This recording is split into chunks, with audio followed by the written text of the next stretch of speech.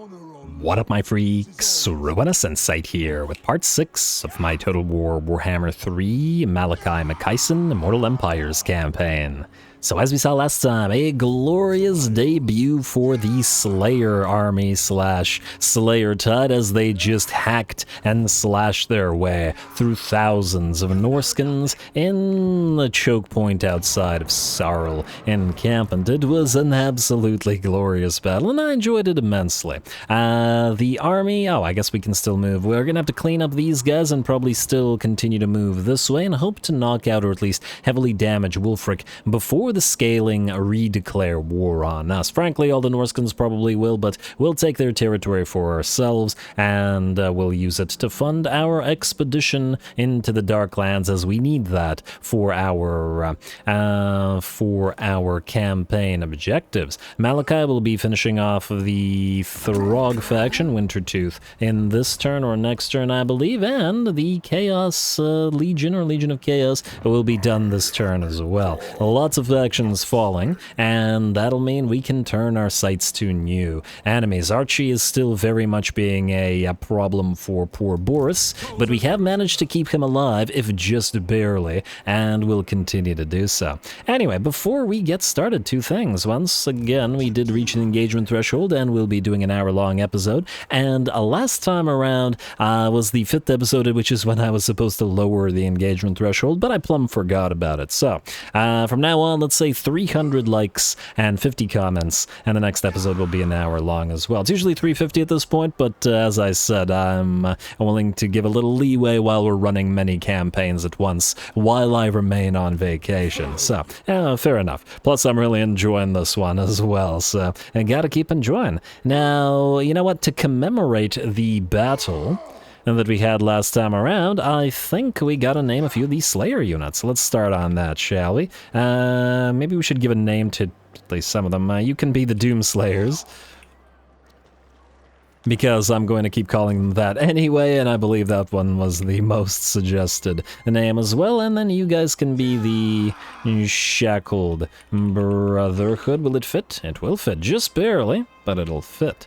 Nice. There. Now we have the Brotherhood of Grimnir and the Shackled Brotherhood and the Doomslayers. Some few of the other Slayer types. You can be Kiss My Axe.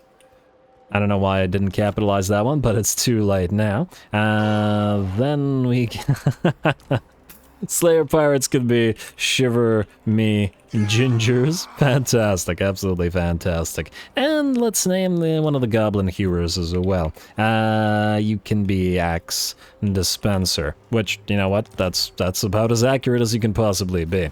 There was also a cannon name. Yeah, I mean, we're probably going to keep at least some cannons in Malakai's army. Not entirely sure what else we're going to keep, as I have a feeling we'll replace his gyrocopters with gyro bombers, as well. We have a limited amount of space for stuff, and it should be bombers and barges in my opinion. But anyway, Dowie and Shake. There we go.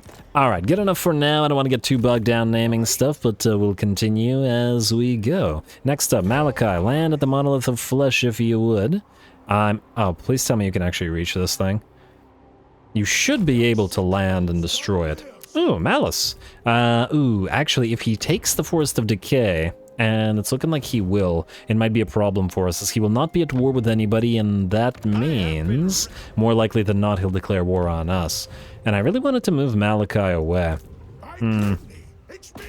I suppose we can burn him down in the same way that we did the Legion of Chaos. Anyway, the Rune of Penetration cannot go on the cannons because they can't use Grape Shot, unfortunately, and we definitely want them to. But we can pop the Rune of Stoicism on, let's say, the Long-Drong Slayer Pirates, because we don't know where our heroes are in the formation. How to resolve that? Another Trickster Shard. Nice, I guess, at least for an army where... Oh, well, actually, Ulrika's around, so, yeah.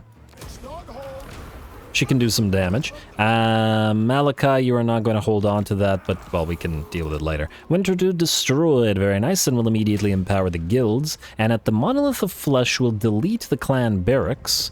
We can get a Thane up and running if we want to. Oh, this guy's magical attacks. That's nice. That's real nice. You know what?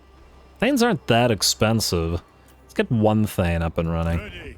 And then delete this, and we'll replace it with walls, because, well, I have a feeling we'll need it, at least for a while. Unfortunately, that'll mean we won't be able to get the obsidian sculptor up and running if we want to get the toolmaker's workshop. 400 money versus 200 money, but also carved obsidian. No, maybe we'll still get that. And then eventually, hopefully, replace the walls as well. Not sure where we'll put the Thane, who gives training. And when do they buff again? Ooh, right, these guys cause flammable effect and fire resistance reduction and ammunition for iron drakes. Yeah, we're gonna have to put... and lots of fire resistance. Huh. You know what? We're definitely gonna have to put one of you guys into the fire army to buff all of our fire units. You're very fire inclined with that fire resistance, which will also mean that other fire units won't hurt you, and you cause fire damage. Alright, you know what? Thane, you can be Bernie. There you go. Yes, you're so fire inclined. You set sail and you can join the fire army with Stochel Jarbeard. Speaking of, you're level 12 now, sir. Does hack and slash help us? Melee infantry. Well, regardless of whether that does, we probably still want to get into grudges to settle because we really need that casualty replenishment, so yeah. Alrighty. That seems okay. Malakai is good. Stochel, you... oh, I guess you can knock out the Tower of Flies. What we can do is pop all of these dwarf warriors together, delete one, then go outside of the tower, and then we'll move Hegenbor Uluk into the army as well. You're gonna have various types of heroes, aren't you? Huh. Basically every type of hero. Because you need a runesmith, you need the Thane to buff up your iron drakes, you need the engineer for all your contraptions. Yeah, well, good for you. Auto-resolve. And say farewell to the Legion of Chaos and to Danny Boy. The pipes call one last time. Loot and occupy since we'll trade it to our allies. Income from post-battle loot +7. Yes. But I think that Treasure Hunter should probably go into Malakai's army. Treasure Hunter. Looted a settlement. Okay, well, let's keep on looting. Malakai's more likely to get more money after all, so yeah. Next up, Slayer Army. You have to delete the rest of these guys running around, so kill off this. And auto-resolve that. Teensy bit of damage, I'm sure, but not particularly concerning. Now, we can heal to full, or we can take a little bit of cash. You know what, we're in our own territory, so I think we're free to execute and loot. Then, how far can you go? Oh, not so far. I was thinking we'd go into ambush and then go right here near the road, but that ain't gonna work. Alright, that's fine. Go right here. I will probably level up a little bit more with one of the Dragon Slayers here, but since they don't actually buff Slayers, we will indeed, as per your guys' suggestions, send one to Stochel Jarbeard as well. He really needs the casualty or punishment trait, as he will be sticking around, burning, setting all the Chaos Wastes on fire as he goes. Now, just to double check, you guys definitely don't have anything that actually buffs Slayers, do you? I'm sort of used to the way that, well, I'm very used to the way that SFO does things, and generally a unit will buff units of similar variety, but no, you don't. You don't, unless there's no purpose to you here, especially with Garagrim and the Demon Slayer. Alright, well, deal with you. Next up, I believe, we are not going to build anything. Don't bother collecting the income here, as we'll trade it away. We can freely trade the Crystal Spires next turn after we collect that 191 money, I think. I doubt that Boris will die this very turn. And then the other stuff can be traded to him as well. Frankly, we don't care about any of it, but, you know. Let's see. Can the constructors move? I think somebody suggested architects rather than constructors. We could do architect here. Architect Zufbarden, maybe the next guy. If we do a secondary engineering corps, civil engineering corps, we can make them a constructor. Or we can name the individual, the head guy, the architect, and the little master engineers constructors. Oh, you guys should have increased mobility for this army, though. There we go. At least that this way, the little army will go a little bit further when we need to build stuff up. Alright, the rest of this I believe we're good with. Malakai, do we need to build anything with you? We don't really care about the signals system, at least not at the current time. And we built the main military thing that we wanted immediately, which was the engineering workbench. We do want to build the Iron Drakes out of the arms store. I just thought of just like selling arms, like arms, not weapons, but arms. But anyway, I think the rest of this we might want to hold off on. We're nearing to tier 4. Oh wait, we need 8, not 4, which is quite a while away. All this does is really give us a extra Dragon Slayer capacity, doesn't it? Well, that, and it allows us to get the air distillery, which means upkeep reduction, airship growth, and casualty replenishment rate, and attrition reduction. I mean, yeah, there's some nice stuff in there. The ability to build gyrocopters, bombers, rather. Yeah, you know what, let's wait for the reinforced airship frame. I might change my mind as we go, but I haven't right now, so let's double-check Diplo, and then let's go next turn.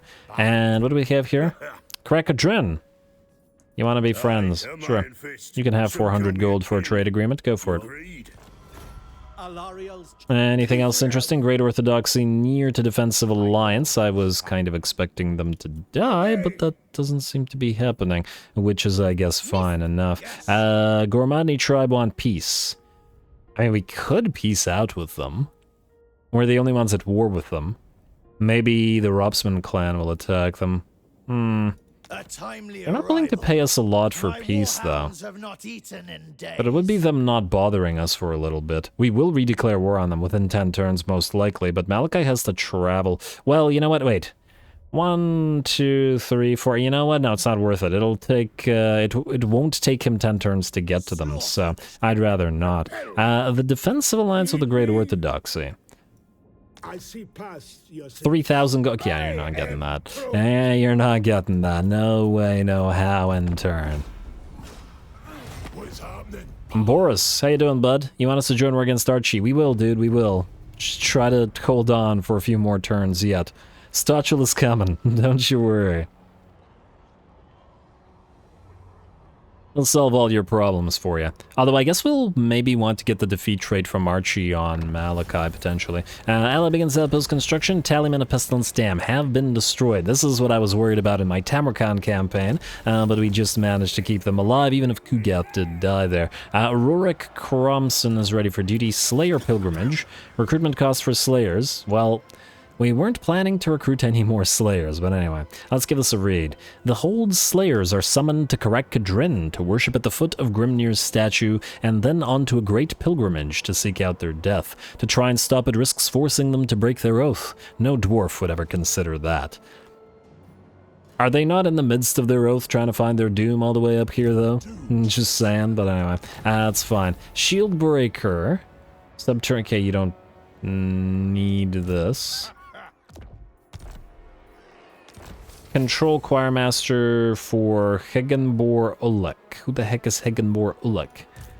You are... Oh, you're the Fiery Runesmith. Okay, okay, that's fine, I guess. Probably better on these guys rather than... But I'll think about it. March Stance won't take us as far. I think we'll jump out here. Then, that'll allow us to travel to the Winter Pyre and the Altar of Spawns and around like this, and then build everything on the way. Next up, Malakai, since you're done with this, I guess we'll build the defensive structure here. Oh, we're actually already making very nice amounts of cash out of this particular territory. Altar of Spawns. Do we need defenses here? I'm really tempted, because we're right beside Malice, to just straight up attack Malice immediately. We know that he's right there. Wait, can we... I was hoping to land and then scout out where he is. Go right here, Bernie. And, okay, so he's right there. He has a stack and a half. Malice himself is going to be a little bit tough to deal with, but that's not the worst thing. He could try to go for Volcano's Heart, but Stochel is there. We just have to make sure that Boris, in the meantime, survives. Boris, we're going to give you the Crystal Spires now. And we're not going to ask anything for it. Once again, I'd love for him to fund us, and he could to some degree, but it's more important that he actually builds up and survives. So we just have the Crystal Spires. Funnily enough, this kind of reminds me of the Gorok campaign, where we use the Dwarfs to fund, or Krokgar campaign rather, where we use the Dwarfs to fund our entire Lizard Empire by constantly giving them territory and then making money off of them that way. It worked out surprisingly well. Forbidden Citadel. The Engineer Corps is fairly far from you. Be able to upgrade you to the next level when they get there, so maybe we'll wait on that. Winter Pyre, then we will not upgrade you. We will upgrade this at the Altar of Spawns, but I think the Engineer Corps can get there next turn. I don't believe we need the Armory here, though. Alright, well, let's keep on moving. Snorri Granite Hand, we're going to... I guess auto-resolve Nalfari Plain, and we'll see where these guys go after this. Does it have defenses? It does not, auto-resolve. Barely any damage at that. Occupy rather than loot and occupy. Sapper gives us attrition plus 10 when under siege enemy armies. Probably never going to put anybody under siege. Don't collect the income here, at least while we have a massive amount of corruption. You are still losing public order, and we're going to need to research some public order stuff. Damn. Gotta be careful with that. I'm gonna hope that these guys can't reach Sarlan Camp from where they are as well. Let's also... oh. I was about to say leave the settlement, but we'll suffer attrition out there just as we would if we got besieged here, so it doesn't really make any difference. You, sir, can upgrade Grimnir's heirs to keep maxing out all the Slayers, with the exception of the Goblin Hewer, which is upgraded via Tactician. I mean, I guess there's nothing else that's going to be in the army other than the Goblin Hewer, and no. It does give them ammunition, though, which they sorely, sorely need. On the other hand, 9, 10, 11, 12, 13. Yeah, we need to save the points to get these things. Oh, and the missile resistance out of ritualistic scarring. Yeah, alright, fine. Save the points and just keep up with Grimnir's heirs for now. Ugh, that Grimnir. Putting on airs. Alright. I'm so dumb. Alrighty, let's level you guys up as well. Experienced Wanderer, follower of Grimnir, so damage, missile resistance versus speed and strider. I don't really care. At least not at the current time. And we can spend 2 points and we have to spend the rest on here, so save the rest of the points. Replenish troops, save the rest of your points until you're level 12 in Garagrim. Unlike the rest, you've already spent your points where they needed to go, so you're actually good. Yes, we're gonna get your hard to hit. He still feels a little bit fragile. Oh, he can get Experienced Wanderer and Toughened Skin, all of the line. They're not locked, unlike with the regular Dragon Slayers. And good for him. Good for him indeed. Alrighty, Malakai and Co. I was not going to do this, but I think do it we will. Malice, you're gonna suffer attrition, but you're gonna go right here. I don't think he's gonna travel this way, but just in case he does. And the little bit of attrition hopefully won't be too bad. We are not gonna collect income here. We don't want the places rebelling before we trade them to Boris, though trade them we will relatively soon. We don't want to trade them right now because Malice doesn't...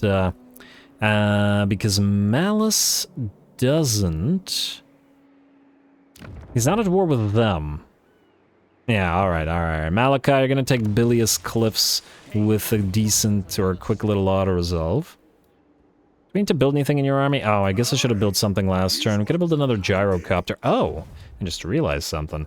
Adventures. Vampire Slayer gives us gyro bombers, and I wanted to trade the brimstone guns for gyro bombers instead, giving the brimstone guns to the Jarbeard clan. And well, there's more copters here, but I think I'd rather have the bombers right now, anyway. So start on this adventure as well. All right, and we'll deal with you, especially because we'll want to put the Skyhammer into Malakai's army. Yeah. That makes more sense to me. Alright, let's get him one gyro bomber for now. And we'll trade some stuff, possibly including the Ekron miners to Stochel. The blasting charges do fire damage after all, so really any kind of unit of that nature would work. You're not at war with anybody, but declaring war on you will declare war on Nagaron, though to be fair, I mean, it's Dark Elves, we were probably eventually going to always fight them. Okay, could you? I want him to move close before we attack. Let's kill off Malice before he gets strong. Call our allies to help? No. We specifically don't want our allies fighting this. Auto-resolve and... Luton occupy, I guess. And that's a lot of negative public order, but that's fine. Get 1,200 free money out of destroying that armory there as well, because we won't be keeping it. I mean, we could probably destroy all the buildings before trading them to Boris. On the other hand, they may be useful to Boris. It's just that we don't know what kind of buildings they will convert into, which is kind of the problem here. Anyway, let's see what else we got. Nothing. We had the Malakai Eyes of Grungni battle as well. And it's against Dark Elves. You know what, we'll save that for a little bit. I figure since we're fighting Dark Elves anyway right now, we may as well, yeah. Let us level you guys up, though. Definitely grudges to settle for that casualty replenishment rate. And then you, sir. Rune of Speed, I mean, that Rune of Wrath and Ruin maxed out, and then that Rune of Slowness to follow up. Well, frankly, all the runes are decent. I mean, if we could make room, we'd probably want 2 runesmiths in every single army, but we need so much capacity to do such a thing, so, yeah. Alright, anything else here? Sarl encampment, you shouldn't need walls, though the Bay of Blades should, but we can't afford to upgrade it, and we'd upgrade the Tower of Crack first anyway, so skip that. And assuming there's no Diplo to do, we go next turn. Also double check that there's no rebellions incoming. Well, not yet, but the rebellions will be coming. Propsman Clan, Great Orthodoxy, and Worldwalkers want peace. Isn't that cute? Oh, you guys want peace more now. Malakai will be busy, but will he be busy for 10 turns, is the question. How much money is this? 777. The thing is, we do want their territory, so assuming that Malakai spends 1, 2 at least turns here, probably 3, 4, 5, 6, 7. He could stop here. Yeah, fine. Peace out with them for now. We'll redeclare war on them then. We'll redeclare war. That's fine. Although some of the Kislevites might not appreciate it, it might give the that little Goromadni tribe the opportunity to declare war on some of our allies, thereby weakening our allies and making them more likely to be our friends. You have Mason. Ironwill does nothing for us. Is there a growth building? Or building. Is there a growth... Casualty punishment rate? No! Nothing gives us growth. We get research rate out of Inquiring Mind, though. And recruit rank for Lord's Army. We could use him as a recruiter as well. Alright, fine then. Let's do Pure Beard. And continue our way through this line. And turn again. Alright, Malice, will you go? Join war against the Fecondites. Nah. You can fight the Fecondites, it's fine. They're willing to give us a decent bit of money for it, though. And go into military axis. Do we really want the Fecondites annoying us, though? They will move out of here and they will attack us. I mean, I guess at the end of the day, we will still have to go down here to deal with the scaling, so... maybe it's not the worst idea in the world. We'll see. Alright, let's do the military alliance and then let's go for money as well. Why not? My people. Thank you, Kislev. Better relationship with you will work out well for us in the long run, I'm sure. Heck, grief. Looks like our ambush did not work on Malice, or perhaps he didn't even try to go to us. Boris is still alive. As yet still alive. Alright, there's that Toolmakers Guild, a little bit more cash. Man, I'm... when will we ever be positive? I do vaguely recall in the old version of the Dwarfen... Research rate. The old version, there it is, Thane's Authority, this is what I was looking for. And the control +2, regardless of anything else, we have to move towards it. So underway caravans and control. Man, do we need it. You could use the corruption reduction in all provinces and the research rate and the capacities as well. And the income from all buildings. Yeah, damn, it's a lot of Oath Gold, though. I'm gonna have to start building those Oath Gold buildings sooner rather than later. Now, Malakai, are you able to reach this? You are. Well, that's fun.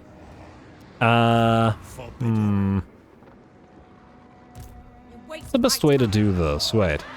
Forest of Decay has walls. If we were to attack this army, we would be able to reach it, but they might run. I wanted to move Stochel in to help, which he could march stance in. I really didn't want this army to run, though. I would prefer to fight them in the field, though. Mostly because, I mean, we just bombard their settlement into submission, which is just not as fun. Let's face it. There's a lot of grudges that we'd be able to clear this way just before the reward thing, too, which is a bit of a shame. Or we could ignore it completely and head to Blackrock, allowing it one turn, but, well, I guess using the grudges there. Tier 3, eh? This isn't upgrading a tier. And Malice is recruiting. We probably shouldn't give him the chance to recruit. Yeah, fine. Alright, let's try to go for Elamir. And we'll see what happens. Did I need to level you guys? I probably did. Well, it's too late. I'm sure we'll be fine. We have the Spirit of Grungni. Yes, they will fight in the field. Well done, Malice. You need to be knocked out before you annoy us greatly, though. Ignore the runes. As odd as that sounds for a dwarf, and get your battle going.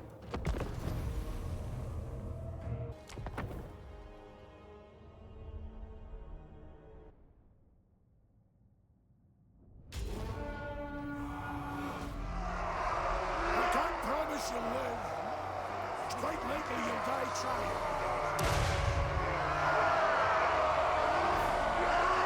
Alrighty, man, the dwarfs sure cheer a lot and very, very loudly at the start of the battles. I haven't noticed that nearly as much with the Empire or with Chaos, for example. But anyway, here we go. We've got the beginnings of our Air Force. Of course, most of the gyrocopters in this army will eventually be replaced by gyro bombers, but at least we get to try our first gyro bomber out. I've already lost my place. There we go. First of our gyro bombers, much fewer models, but they'll have greater HP per model than the copters do by a fairly considerable margin, so it'll be a little bit more difficult to knock these things out. Plus, bombs away, we got plenty of bombs for the enemies, and I'm sure we can get a lot of mileage out of upgrading these things quite a bit later on. Of course, they will be vulnerable to enemy aerial units as their melee defense is a mere 4. Hopefully, when we have thunder barges to protect them, that'll be fine, and we can knock other enemies out of the sky with all of these cannons. Alright, cannons are firing away, targeting whatever different units they can. It looks like the enemy army is deployed here and will sort of sit around and wait. Malice and another army are coming in as reinforcements after all, and well, the AI does have a tendency to allow them to do so.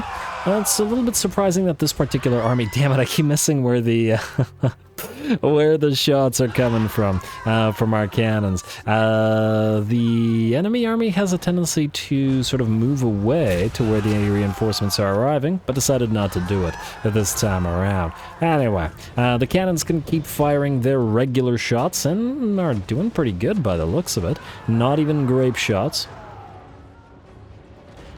And the damage is pretty up there. Alright, and in addition to that, we've got the gyrocopters and bombers working together on this flank in particular. And there we go, burninate some of those jerks. There we go. Dark Shards unshielded, though I'm not sure how the degree to which a shield would help against the flamethrowers, which I imagine would have some explosive damage on them as well. Base explosive damage is 10, yeah. Oh, and they turn away from being cooked only for cannons to hit them in the back. That's, well, that's unfortunate. That's unfortunate indeed. Looks like our gyrocopters and bombers on, or just regular gyrocopters on the other side have managed to knock out some of the enemy Dark Riders, but Malice has arrived on the field with his reinforcing army. As he arrives, however, so does the Spirit of Grungni, and it's going to harass his entire force as it approaches our main stack. Malice himself is very quick and he will peel away, but he will have to move towards our guns, all the while our air force annoys his army. Not just the Spirit of Grungni, but the rest are moving in too. The gyro bombers begin dropping their bombs on whatever enemies they can reach. There we go. The first bombing run of the campaign, and by the looks of it, a fairly successful one, especially as the enemy is blobbed up nicely for the bombs. Grudge Rakers keep firing down. Ooh, Spirit of Grungni just took a hit from the enemy Medusa, and well, I was about to say started listing to the side, but probably by virtue of its maneuvers, more so than by the virtue of the hit from the Medusa. We do, however, have to be careful. The railgun firing along a line of gyrocopters like this could be very dangerous, and as we can see, a volley from the enemy shades did massive HP damage to the gyrocopters, which have relatively low HP and can be knocked out very quickly if you're not careful. That said, our Air Force has pretty much destroyed Malice's main stack. 1, 2, 3, 4, 5, 6, 7, 8 units, all knocked out by our Air Force, with taking relatively little damage for our trouble. Ulrika was also sort of riding around annoying Malice, doing a little bit of damage to him, but keeping in skirmish mode and firing away at him with her bow. He is at 68 movement speed, as Cold Ones are slower cavalry, and will not be able to catch her, and is going to have to content himself with fighting Gotrek and Felix instead. Now, Malice is one of the toughest lords in the game to bring down. And, oh wow, what? Oh man, Felix got sent back flying, but yeah. I'm sure Gotrek would make a remark about that.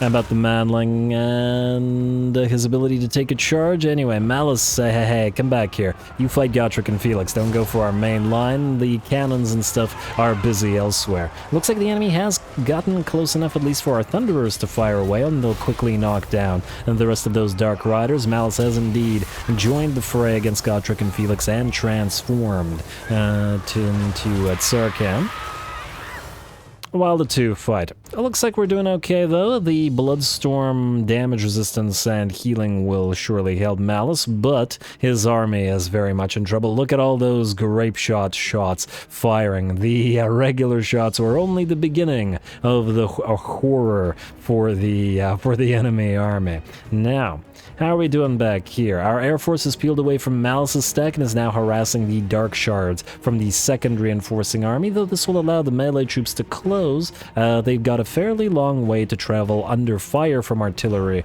at the same time as the... Oh, guys, be careful. Let's not explode Gotrek and Felix in a bad way. Let's see. Malice is in pretty bad shape now with Felix. Felix keeps getting knocked around. Gotrek is more or less fine, though. And Malice will attempt to run away rather than fight them. And, oh, wow. Yep, and goes down in a hail of grape shot and thunder and gunfire. Grape shots will continue, and it looks like the second army with the melee troops that are moving in are having a pretty bad day as well. Out here, the Air Force has by and large cleared the enemy Dark Shards and will be turning towards whatever other enemies remain, but alas for them, there just isn't all that many, and it looks like the chain rout is beginning. And this is going to be a good time for our airship and our gyrocopters to chase the enemy. Ooh, cannon fire from the Spirit of Grungni can knock a Medusa down. It's good to know. Enough stagger power in it. Alright, and we'll let the gyrocopters cook those that run away as well. There's the shots from the regular gyrocopters as well.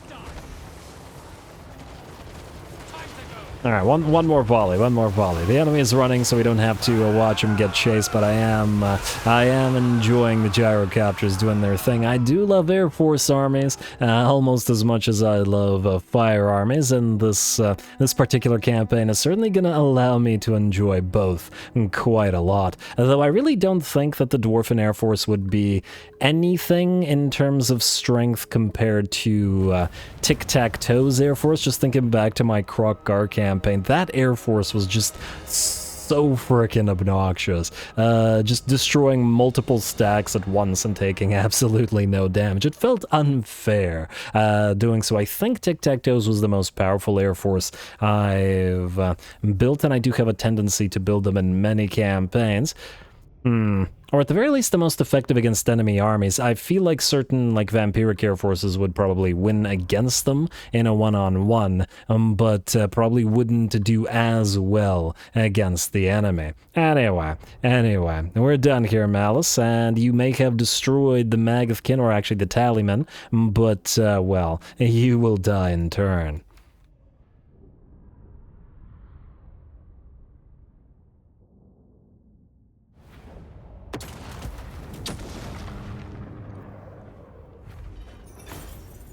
Alrighty, well, that worked out pretty darn nicely in my opinion. We destroyed most of the enemy army, and fortunately the Bloodrack Medusa escaped, but otherwise, pretty darn good. What I am most curious about is how the gyrocopters and bombers did. Looks like the bombers got nearly 20k damage via, well, bombing various enemy blobs. The brimstone guns got 7.5k and 17k apiece, almost as good as the gyro bombers for this one, and then 11k on the regular gyrocopters. Honestly, all did pretty darn well. I'm excited to see what the sort of final level of them all is gonna look like. Though once again, we will have limited space in Malakai's army. There's just not enough space here.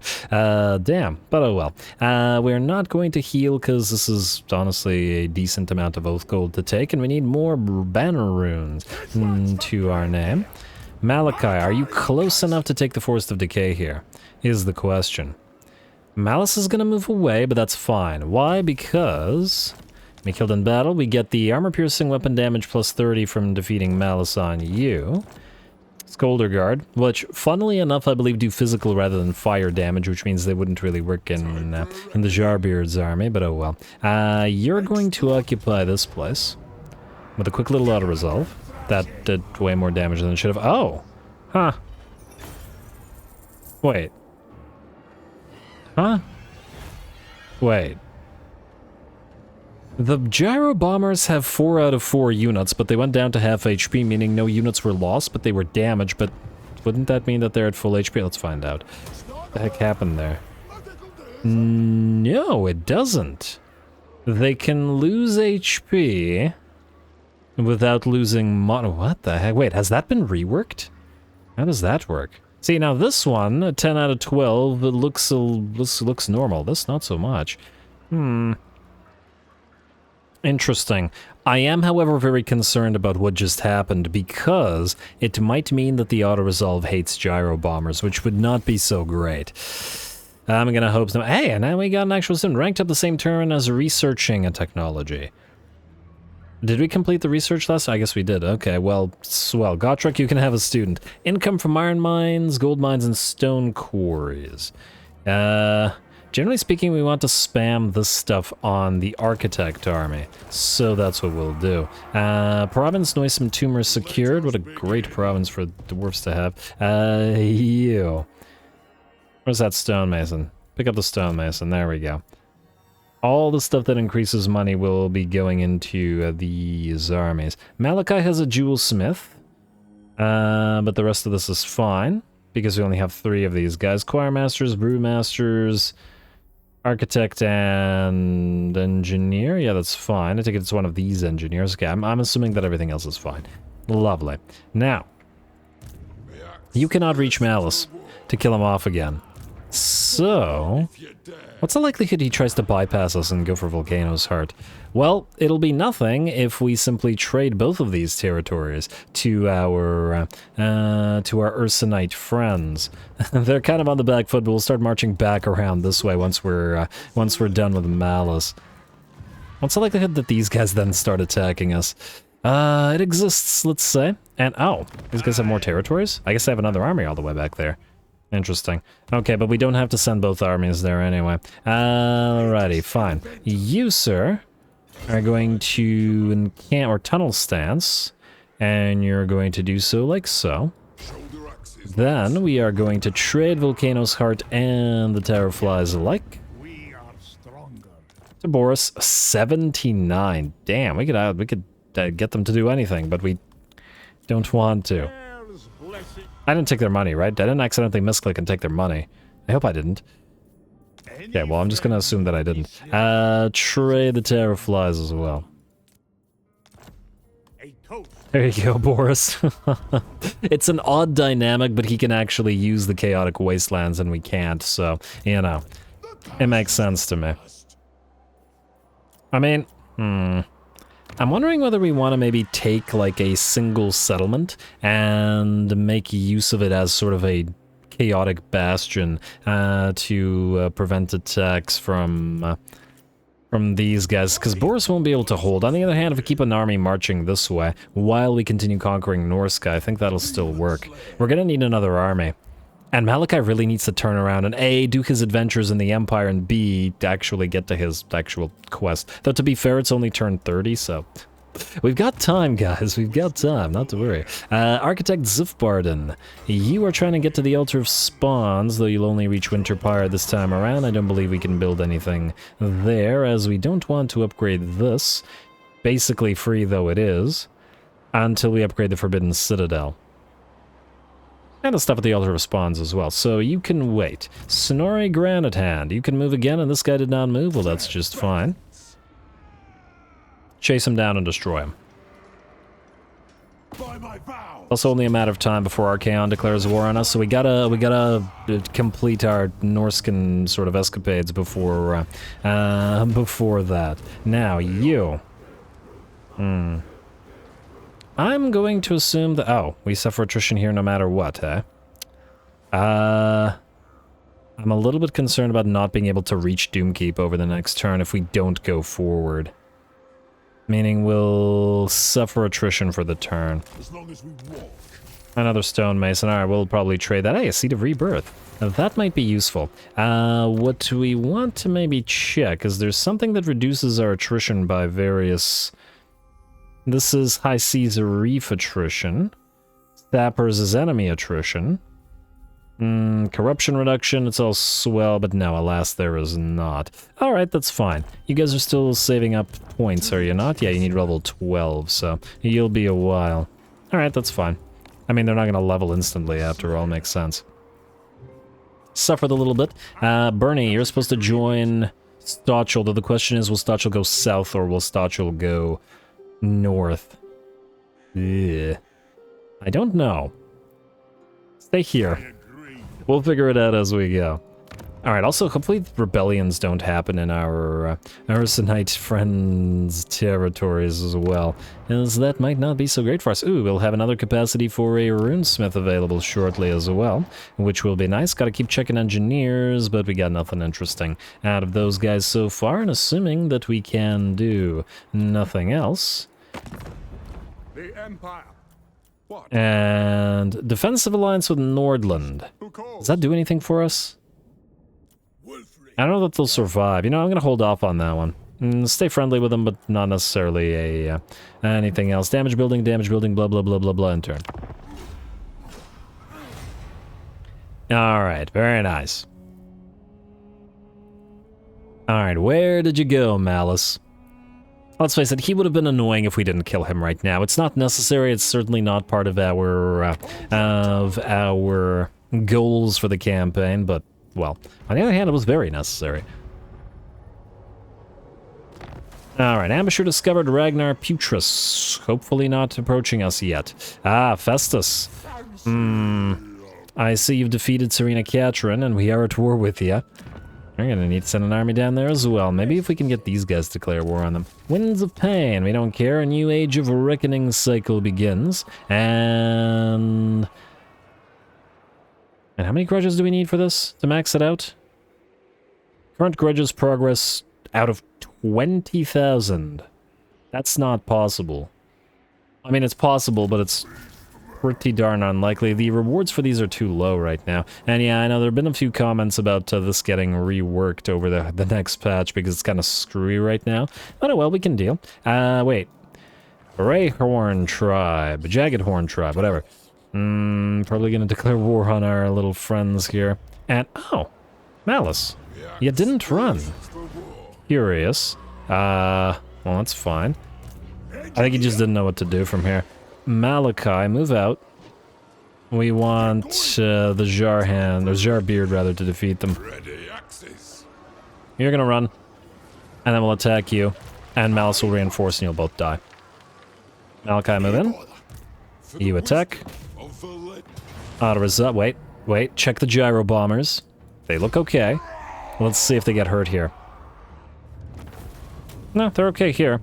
Game. Being very confusing now. We're going to do Drink to Victory to get the control +5 local province, at least while we hold on to it. There we go. Stachel Jarbeard has got the defeat trait as well. I mean, it's nothing crazy, but, you know, he's a melee lord and it makes sense for him to do so. Or use that. You... Can you take Blackrock? Yeah, it's got decent defenders. Oh, Malakai can move way further than you can right now, can't he? Yeah, alright, fine. Maybe we'll start moving you out to sea then. So, we'll march Stancy this way. I mean, you know what? You could probably leech XP from Malakai. Yeah, let's do that. You go here. We'll pop Bernie into your army at the cost of some of these dwarf warriors.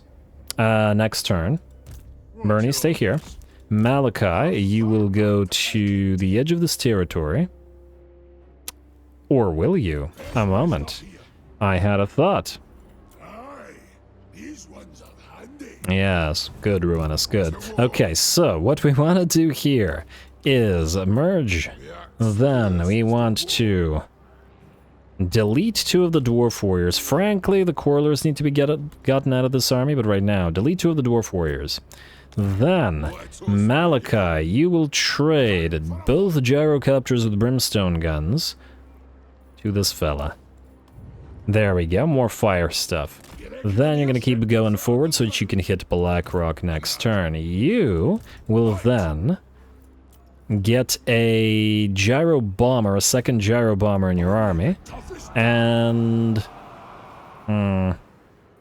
we could fly around with some regular gyrocopters for now, because we could rebuild one, right?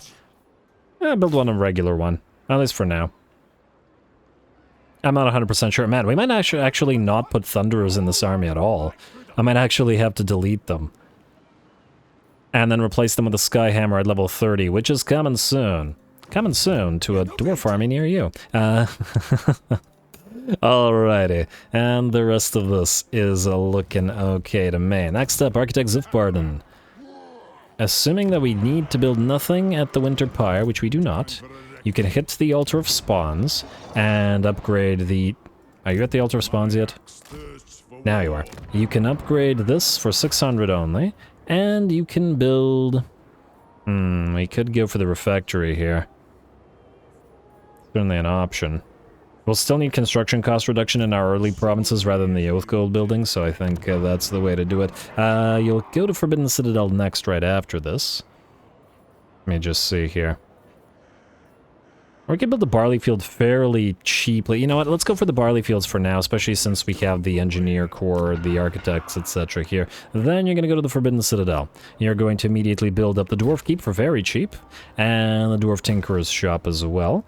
I don't imagine you'll be able to jump down to the Tower of Crack immediately, but you can simply run your way to Sarl Encampment, build stuff there, then jump down, hopefully to close enough... We might actually have to go all the way here and then jump over. But that's fine. Alright, Engineer Corps doing their work. Now, anybody else? Snorri, I did not forget about you, sir. Ooh, hello. Do we have defenders here at Doomkeep? Yes, we do. They have palisades. or skull-laden embankment. Yes. You are going to strike with the levels that you have right now, but you're still going to strike. Have an oath to fulfill. Alright, Norska's going pretty well. This should be a pretty fun fight, but before we get into it, a little bit of a story time. I said I would think about the lore for Stachel Jarbeard, and I haven't quite come up with it as yet, plus I'd love to hear your guys' suggestions for his own personal lore. But I like the idea of the whole Firebeard thing so much that I think we'll invent a clan, the Firebeard clan instead. And the story I've come up with for the Firebeard clan is a related, or sort of the story of a divine spark, as it were. The idea is nobody truly knows which of the ancestor gods lit this divine spark. Maybe it was Grungni, the ancestor god of the smiths, who struck his anvil with sparks flying in all directions, or maybe it was Valea, goddess of the hearth, and the divine spark being from her very own hearth fire. Some say it was a spark born instead in the heat of battle, of Grimnir's own axes sparking as they crushed his foe. Others still claim Smednir's forge, or Thugni's first burning rune, or even Morgrim the engineer's black powder. It's something of a tradition in the Firebeard clan to argue which ancestor god it was that lit the spark. The Beardlings try to puzzle it out, and the Longbeards grumble and claim with utter unshakable certainty that they know for sure. Of course, every Longbeard has a different story they are so sure of, and Dowie do tend to exaggerate. The only thing truly certain is that a spark from an ancestor god caught in the beard of the clan's first ancestor, setting it smoldering. Singed maybe, but not alight. Some say for the ancestor's entire life. And at the end of the life of the first ancestor of the Firebeard clan, this dwarf performed a sacrifice so great that mention of it makes even the old grumblers fall silent. Taking his rune axe, scorched and battered by centuries of battle, but sharp as the day it was forged, he cut a single smoldering lock from his own magnificent beard. Moment of silence for the sacrifice. The first ancestor cast that lock, still lit by the divine spark, into a newly built great hearth, and the clan hold of the Firebeards was born. Ever since, every warrior of this Jarbeard clan carries a burning coal lit by the same hearth, artfully woven into their beards, smoke rising from their own locks as if the first Firebeard still walked the earth. And that's my idea for the Jarbeard clan, which we're going to add to our community canon for our own dwarf clan. We've got to now come up with some traditions for them and various things. Maybe how their iron drakes, or they're all going to be a little bit fire obsessed, let's face it. How their own fire drakes have rituals and stuff like that. There's a lot of stuff we could do about this. And as usual, I'm going to work your guys' various suggestions, combine them, etc. into the lore of the clan, as well as into the lore of Stachel, the Lord. It's about time that the dwarfs get a little bit of special treatment on this channel in terms of our lore, as they just haven't had enough so far. Plus, I like the idea of the Firebeard clan essentially not knowing which ancestor god it was. In some ways, this allows them to claim the legacy of them all, but in another way, we could sort of, I don't know, think about giving them maybe a darker sort of a past that nobody really knows about or remembers anymore. Maybe they're like an offshoot of the Dowie Jar that actually returned to the regular dwarf holds, abandoning that way, and the whole Firebeard thing was originally some kind of mutation, something like that, just a really subtle one. I don't know, there's potential here, and I like the idea, so get to contributing, guys. We're gonna keep the Firebeard clan on this channel forever now. Alright, let's continue, and let's slay some jerks, shall we? We've already slayed plenty of Norskins with this army, but we've got to hew our way through a few more.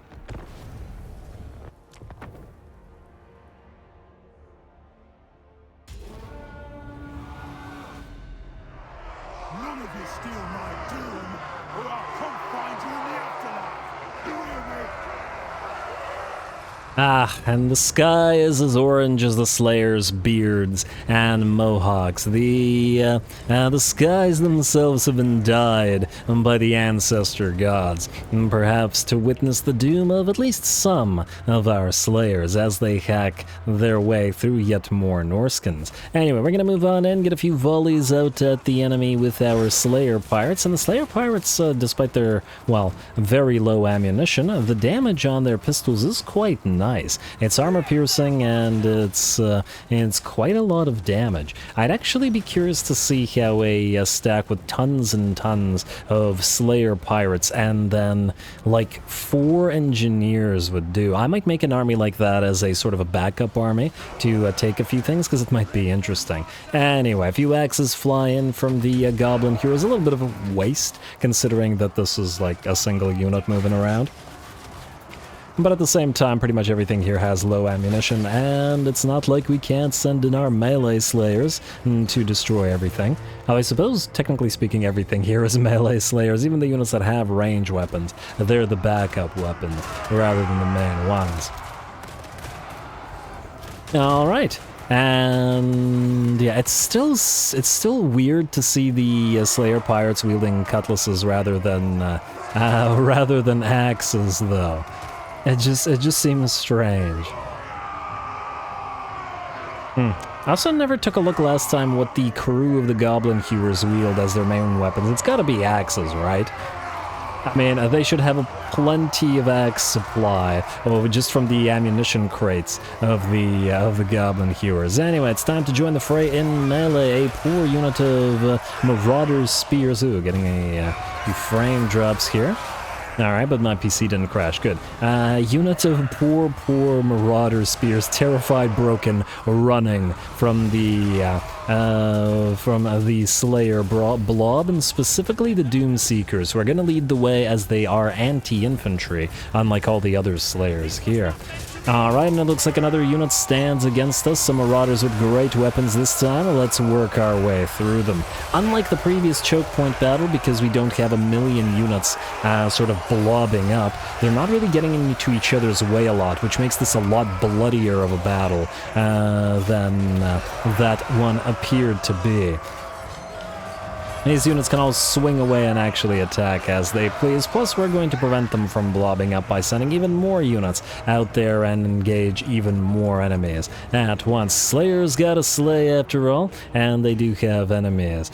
Plenty. Looks like out here we've destroyed the enemy barricade and are now going to hopefully rip apart these Marauders with great weapons. We've kept all 3 of our Goblin Hewers here as well, and they're going to get a few volleys off on the enemies as they move in. The range, once again, is quite short. You heard me. But we gotta use them somewhere. Otherwise, they'll just turn them out. Ooh, and be careful, they're gonna kill off your own Slayers. That's a grudgeon. There we go. And it's a lot of axes flying, but once again, the range is so short, we gotta use them on something here. Anyway, here we have the Giant Slayers working together with a few of the regular Slayers and remaining Slayer Pirates. Maybe I should have kept at least 1 unit of Doomseekers back here to act as the anti-infantry, but at the end of the day, it's not like the regular Slayers can't anti-infantry just because they have anti-large bonuses. It's just that the Doomseekers are better at it. Plus, the Doomseekers have a lot more armor-piercing damage and splash damage, I guess, than the regular Slayers do as well. Although the Giant Slayers, at the very least, are armor-piercing as well. Anyway, that's going to be a contest for a while. Out here, we have a single unit of Doomseekers, which has peeled away and obliterated another poor unit of Spears, while the rest of these guys have allowed some Slayer Pirates, I just want to not miss the enemy lord dying, have allowed some Slayer Pirates to capture the enemy key point and thereby destroy the tower. Certainly don't want the tower firing into our blob of Slayers. Enemy lord is escaping! And we just keep slaying the units around him, which works just fine by me. Alright, and yet it's yet another contest of the Marauder Berserkers versus the Doomseekers here, or specifically versus Slayers. We've certainly seen Berserkers do plenty of damage to Slayers before. Time for a spin to win on Mr. Garagrim there. There we go, pretty bloody swath of destruction all around him. And, oh, hello, we got a enemy Weirkin moving in. We'll see how effective that is for it. And we do have more spin to win available as well, I believe, which we should activate soon, once the Helm of Discord has popped. Though I'm not entirely sure exactly when. I love those attacks from those axes on the chains of the Doomseekers. That was a pretty darn enjoyable unit to watch.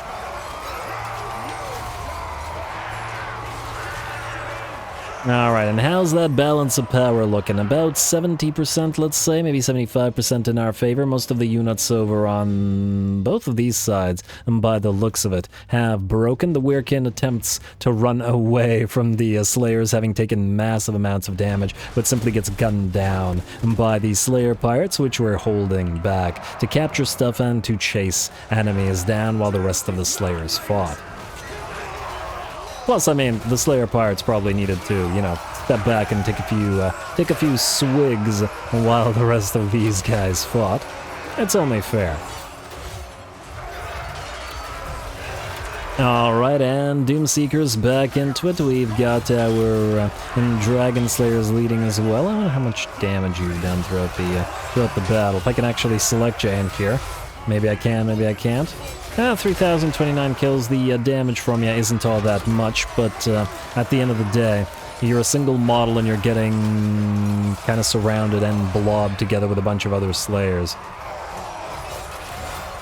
Alright, up the hill now is our next destination, and the enemies are certainly dying in droves to the Doomseekers. The balance of power continues to climb at about 80% in our favor. Now we're trying to keep moving up the Goblin Hewers to get into range. We have peeled away a few of our more damaged units of Slayers, though perhaps I should have sent the Giant Slayers back as well. I mean, at the end of the day, they're only hunting Marauder Hunters here.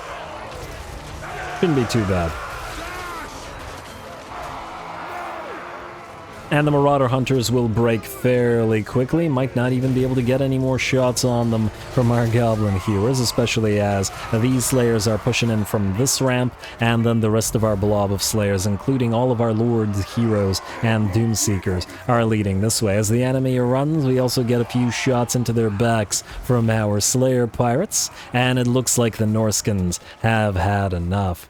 Alright, very nice. Another glorious Slayer battle. Once again, I hope you guys aren't gonna grow tired of these soon, because I sure as heck am not, and I can't wait to see more from the Slayer army. Especially once we start encountering enemies with, you know, giant units and stuff like that. Actual large models in cav, and a lot more range to contend with.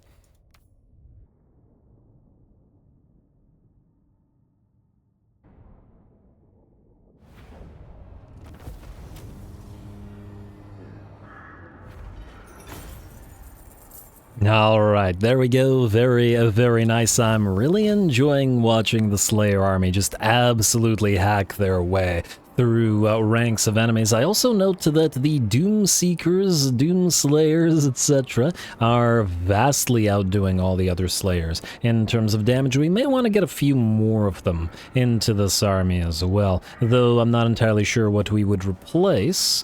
The thing is, they're the only anti-infantry Slayers, right? Everybody else is anti-large, so considering we'll be meeting more infantry units than large units, the anti-infantry should generally be somewhat more useful. Otherwise, the Goblin Hewers didn't really do too much in this particular battle, as odd as that may seem for artillery to do little in a settlement fight, but nonetheless, it's all good.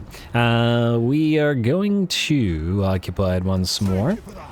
Very nice. And we're at 2%. Yeah, we're not going to get to 50% in 10 turns, I'd wager. Then, I don't remember how much of this place was, but I'm willing to bet, let's also build the refectory here immediately, I'm willing to bet that it was not 500, or was it?